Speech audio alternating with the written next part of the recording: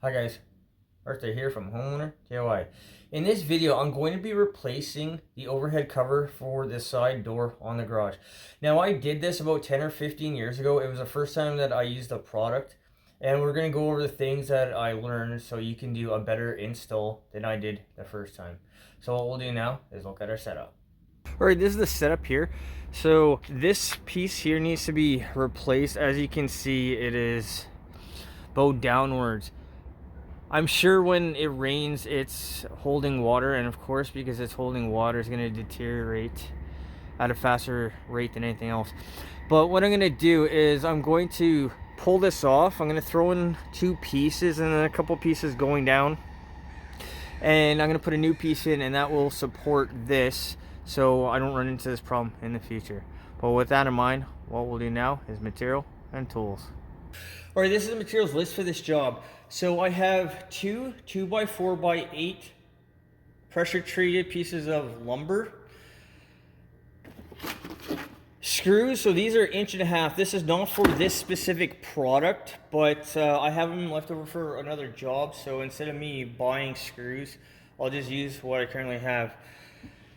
Number 8x3-inch deck screws, and then I have a piece of Ondura covering. I don't know what else you want to call this stuff other than the brand name is Ondura. This is what I used before. It seemed to work out well, so I'm just going to use the same product again. Guys, this is the materials list for this job. So what we'll do now is a tools list. All right, this is the tools list for this job.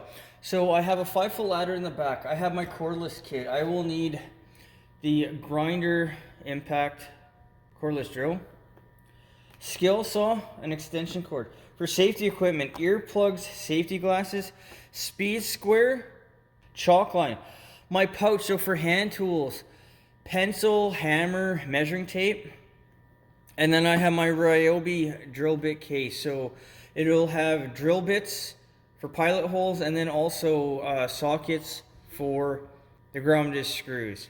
Guys, this is the tools list for this job. So let's change out this cover. All right, so there are 3 screws down here, 1, 2, and then 3. There are 3 screws at the top. So what I'm going to do is I'm just going to remove the screws. Now take note of one thing. When I screwed it in, I screwed it at the top. I suggest don't screw it at the bottom because all the water coming down is going to leak into your screws. So at least be at the top so the water will shed off it and then run down the ribs. But what I'll do is I will remove these screws. These are number 8x3-inch deck screws. I'll remove the 3 in the bottom, 3 in the top, and then this cover will be removable.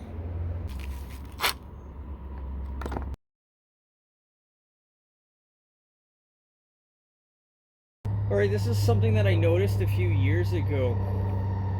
This post here has bowed outwards, and you can see this, how this is tilting in away from the garage.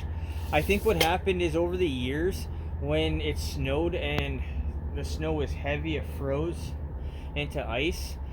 Because the back here is actually pinned to the fascia, but this is not. I think what happened was everything started to pull outward. It's not going to change anything, but it's just something that I noticed that happened over time, and I spent all this time making sure that my posts were nice and plumb.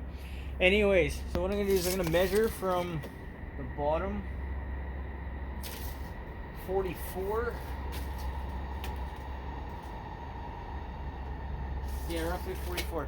So what I want to do is I want to put in 2 pieces, one around here, and that's going to span this way across, and that's going to keep this product from bowing downwards under the weight of water or just wear and tear. So with my spans being 44 inches, at 15 inches, that will have my 2 pieces roughly symmetrical. So I'm going to measure off from here, go 15 inches, and then measure off another 15 inches, and then make my mark here. I'm going to transfer that mark down there, and then I will take my measurement and cut my 2 pieces in going across. Now, because this is bowed outward, the measurement's not going to be quite the same. It'll be like a 1/2 inch difference. I think this is bowed about a 1/2 inch at the top, but what I'll do is just measure my stuff out.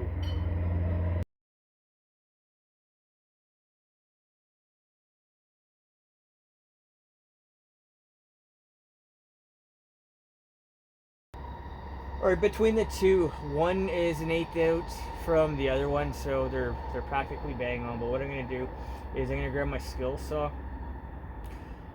I'll cut the one piece. I'll screw it in here through the end, and then I'll do the same thing for the other piece.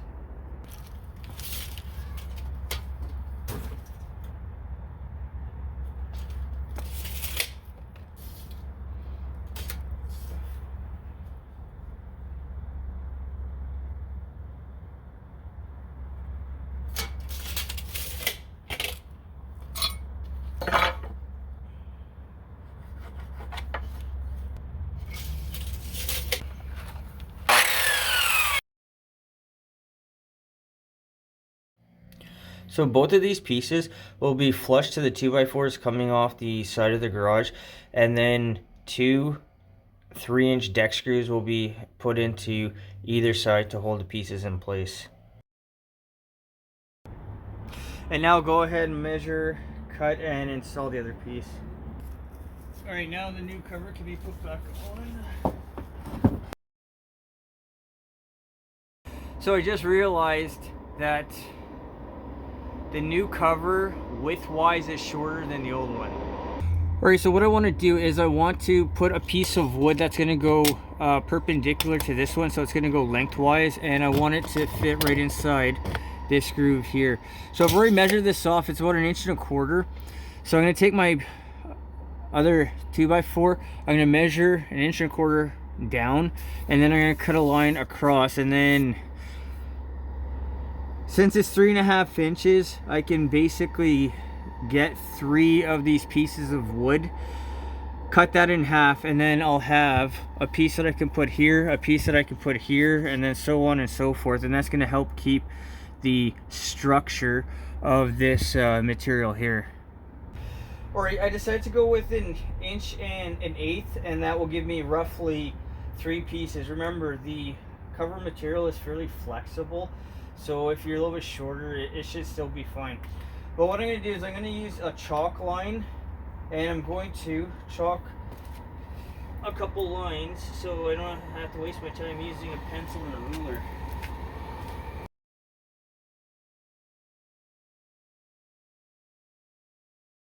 Okay, now I'll go ahead and I'll cut the 2 pieces out on my own, and then we'll come back when it's all ready.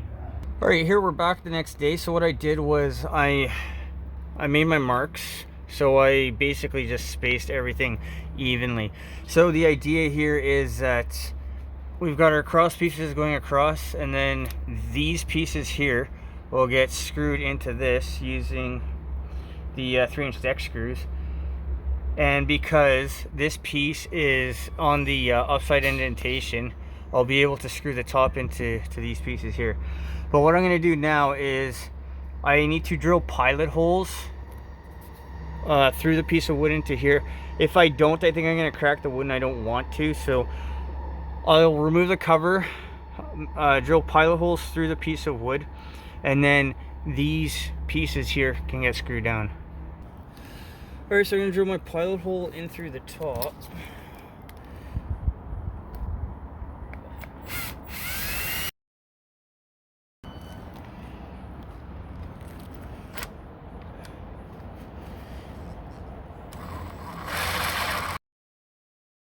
Alright, and I'll do the next one.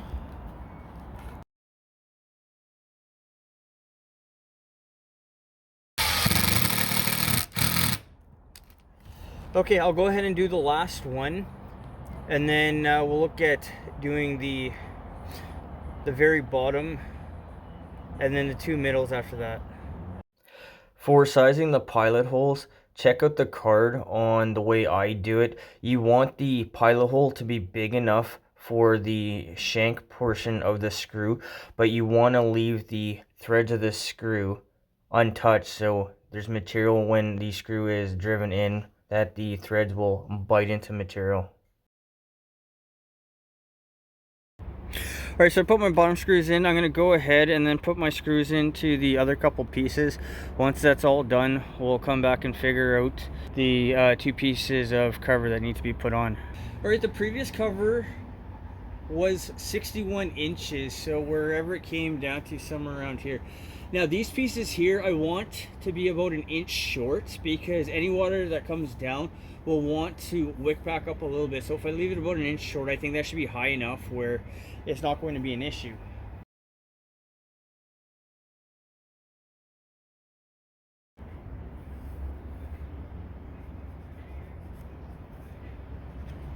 All right, I'll take the Sawzall and then cut the ends off here, and then we'll put our new material on.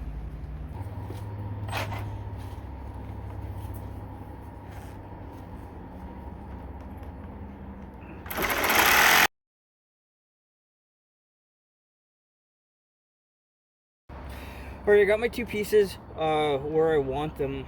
What I may do is I may slide a piece under here and then screw the two together. And I may do the same thing over here, just so the two pieces have more than one rail going down it that's going to secure it together, but we'll deal with that later on. So I've got my piece here. It's screwed in somewhere up here into the bottom wood, so I'm just going to use an arbitrary place to put in the grommeted screw.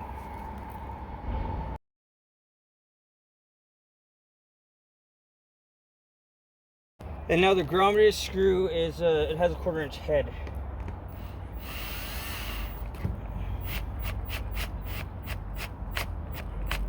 Okay. And then I'll do the same thing over here. Put one here, and then we'll go down the line.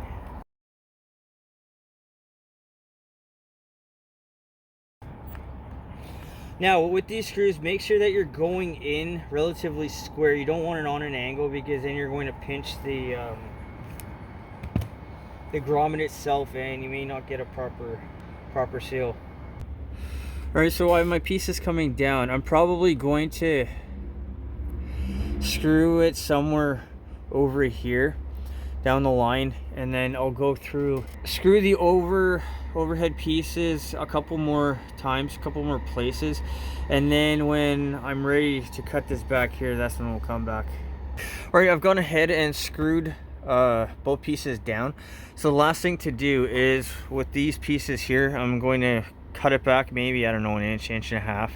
So what I'm going to do is I'm going to draw a line, and then with the grinder I'll cut below, and then I'll have to cut the same thing on top.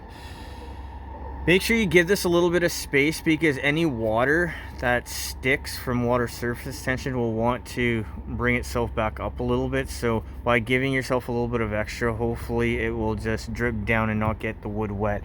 Now, the wood is also pressure treated, but let's avoid any rot if we can.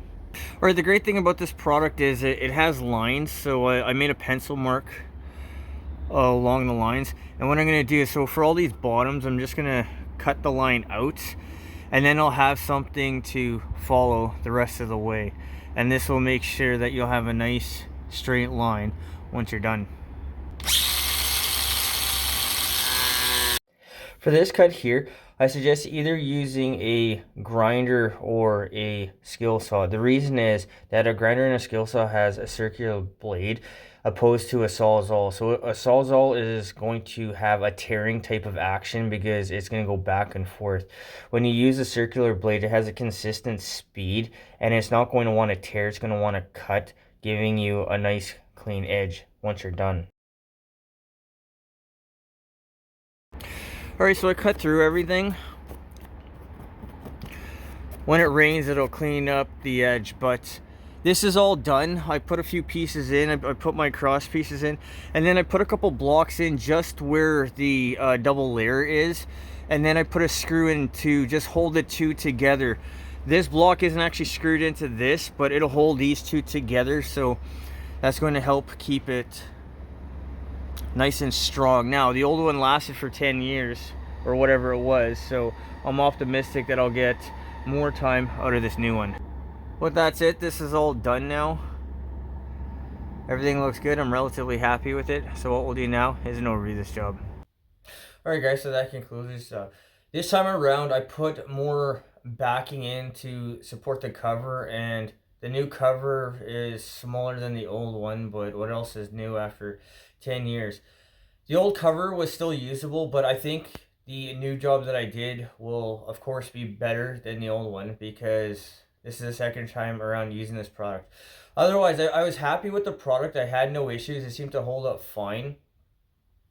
So I'm optimistic that I'm going to get another 10 to 15 years out of the new product that I've installed. The time on this job. The time was about 2 hours. That doesn't include me going back to the store to get another piece of the cover because I didn't realize that the dimensions aren't the same. But I think about 2 hours is a pretty good estimation for time. The cost of this job. The cost was, I'd say, about $75. So the cover itself, each piece was $25, and then the pressure treated lumber and few screws. So I think $75 is a pretty accurate estimation for the material cost. This is a quick and simple job.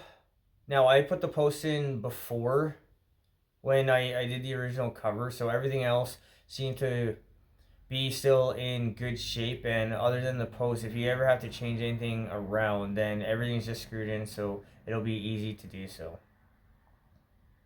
Guys, I hope you enjoyed the video. I hope you learned something. I hope something here is going to help you on your project when you need to go ahead and do that. Guys, till next time, please hit the like button, subscribe, and I'll see you on the next project.